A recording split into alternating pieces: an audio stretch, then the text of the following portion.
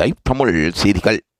இலங்கைக்கு பெருமை சேர்த்த ஈழத்துக்குயில் கில்மிசா மீண்டும் சரிகமப ஸ்பெஷல் சங்கமம் நிகழ்ச்சியில் கலந்து கொண்டு தனது ஆர்வமிக்க பாடலை பாடி வருகின்றார். அருளினி அதை போன்று பாலகுமாரன் அது போன்ற சிறப்புமிக்க பாடகர்களுடன் ஈழத்துக்குயில் கில்மிசா பாடி அவர்களை ஆர்வப்படுத்தியிருக்கின்றார். பாடலில் பல நுட்பங்கள் இருப்பதாகவும் அதை எவ்வாறு பாட வேண்டும் என்பதையும் அவர் வழங்கப்படுத்தியிருக்கின்றார். சரிகமப ஸ்பெஷல் சங்கம நிகழ்ச்சியில் இலங்கையைச் சேர்ந்த வெற்றி நாயகி கில்மிசா அவர்கள் பங்கு பற்றியிருந்ததும் அங்கிருந்த போட்டியாளர்கள் ஆச்சரியமடைந்திருந்தார்கள். கில்மிசாவுக்கு உலகம் பூராவும் வெற்றியாளர் என்ற பேரும் புகழும் கிடைக்கப்பெற்றிருந்தது. சரிகமப லிட்டில் சாம் நிகழ்ச்சியில் ஈழத்துக்குயில் கில்மிசா வெற்றி பெற்றதால் இலங்கை பூராக அவருக்கு ஒவ்வொரு ஊராகவும் வரவேற்புகள் நடைபெற்று வந்தன.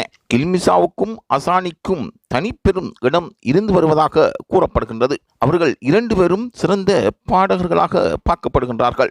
ஆனாலும் வெற்றி சாதனையாளராக கில்மிசா திகழ்ந்திருந்தது பலரையும் உற்சாகப்படுத்தியதுடன் இளம் பாடகர்களுக்கு அது ஆர்வத்தை ஏற்படுத்தியிருப்பதாக கூறப்படுகின்றது.